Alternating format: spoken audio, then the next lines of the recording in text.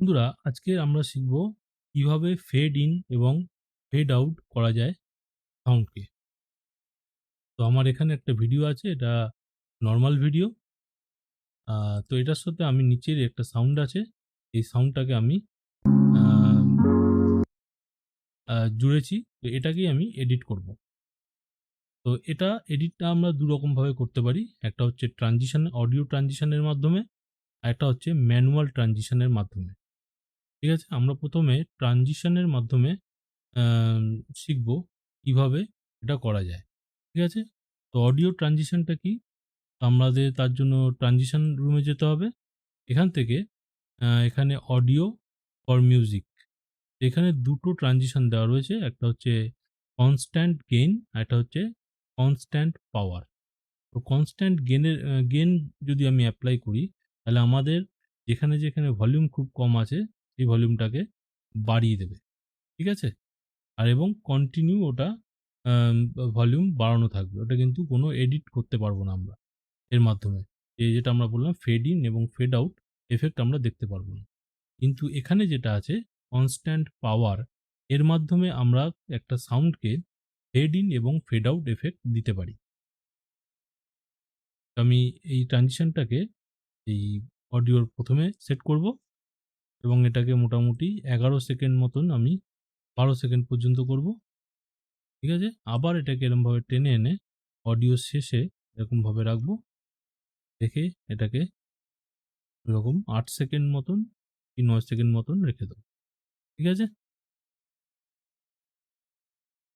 তো এইবার যদি আমি এটাকে প্লে করি, খেয়াল করবেন যে আ অডিওটা কিভাবে প্লে হচ্ছে। ১ম এ আস্তে থেকে জোরে শুরু হবে। দেখুন,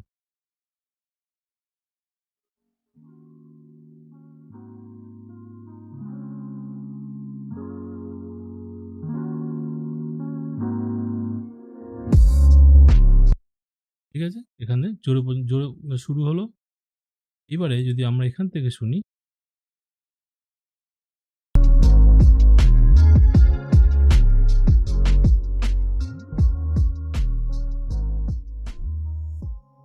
ঠিক আছে? মিউজিকটা আস্তে আমাদের কি হলো? জোরে থেকে আস্তে হয়ে গেল। তো আমরা এর মাধ্যমে এই ট্রানজিশন এর মাধ্যমে আমরা আ ফেড ইন এবং ফেড আউট এই দুটোই করতে পারি।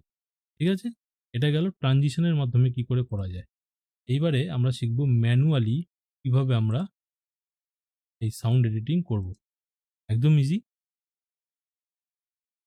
তো আমাদের এখানে আমরা দেখছি যে নিচে একটা এরকম সাদা রঙের বার রয়েছে। ঠিক আছে? এই বারটাকে আ আমরা যদি সিলেক্ট করি এরকমভাবে, দেখছেন দুদিকে দুটো তীর চিহ্নের মতন এসছে। এবার যদি এরকম উপর দিকে তুলি তাহলে সাউন্ড আমাদের ভীষণ হাই হয়ে যাবে। ঠিক আছে? আবার যদি এরকম নিচের দিকে নামাই তাহলে সাউন্ড আমাদের একদম কমে যাবে। ঠিক আছে?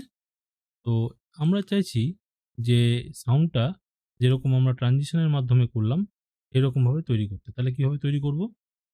তো এখানে আমরা কিবোর্ড থেকে যদি কন্ট্রোল প্রেস করি, তাহলে দেখবেন অ্যারোর মুখের সামনে একটা আ পয়েন্টার এসছে। এবার ওই পয়েন্টার যদি আমি এই লাইনটার উপরে আ যদি ক্লিক করি, তাহলে ওখানে একটা কি ফ্রেমের তৈরি হবে। ঠিক আছে? এরকমই আমি এইরকম জায়গায় আমি একটা কি ফ্রেম নেব। ওকে? কন্ট্রোল প্রেস করে। আর যদি কিফ্রেম নিতে ভুল হয়ে যায় তাহলে কন্ট্রোল প্রেস করে এখানে নিয়ে গেলেই দেখবেন একটা ডাস্টবিনের মতন চিহ্ন দেখাবে। যদি আমরা ওই পয়েন্টারে লাল বিন্দুটা দিয়ে আমরা যদি আ এখানে ক্লিক করি তাহলে আবার পয়েন্টারটা চলে যাবে। ওকে? তাহলে আমি কন্ট্রোল প্রেস করে এখানে একটা কিফ্রেম নিলাম। ঠিক আছে? এইবারে আমি কি করতে পারি? এবার কন্ট্রোল আমরা ব্যবহার করব না। এবার জাস্ট এই কিফ্রেমটাকে ধরে এরকম আমরা সামনে পেছনেও করতে পারি। ঠিক আছে? এবার আমরা কি করব? ১ম দিকের সাউন্ডটা আমি কম রাখবো। তার জন্য আমি কি করব? তার জন্যে আমি এখানে যে কি ফ্রেমটা দেখছি, ফার্স্ট কি ফ্রেম এটাকে ধরে নিচের দিকে এরম করে দেব। দেখতে পেলেন এখানে সাউন্ডটা কমে গেল। আবার সেইরকমই শেষের দিকের সাউন্ডটাকেও আমি কম করার জন্য এটাকে এরকমভাবে নিচের দিকে করে দেব। ঠিক আছে? তাহলে আমাদের সাউন্ড এখান থেকে ফেড ইন হবে এবং ফেড আউট হবে। এবার সেরকমই এই ভিডিওটাকেও আমরা এরকম করতে পারি। কি করে করব? এখানে আমরা ঠিক এখানে যে কিফ্রেম নিয়েছি সাউন্ডে, এখানে আমরা একটা মার্কার দেব। আর ঠিক এই উপরে একটা মার্কার দেব।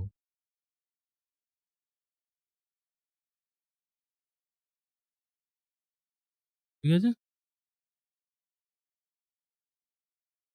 মার্কার দিয়ে নিলাম।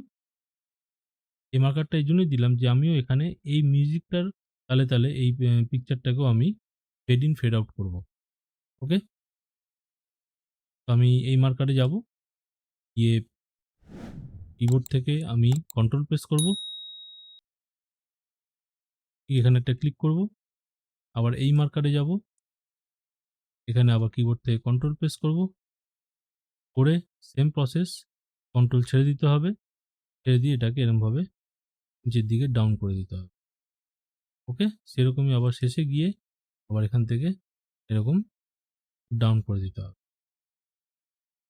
এবার যদি আমরা শুনি তাহলে কিরকম শোনাবে এবং কিরকম আমাদের ভিডিওটা আমাদের সামনে ফুটে উঠবে সেটাই আমরা দেখব। চলুন দেখে নিই।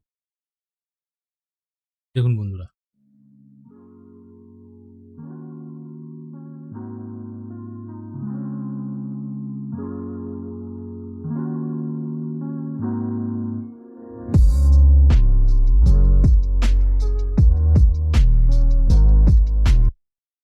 এবারে বন্ধুরা এখানে আমার যে ভিডিওটা আ ফেড ইন হলো, এবারে আমরা দেখব ফেড আউট।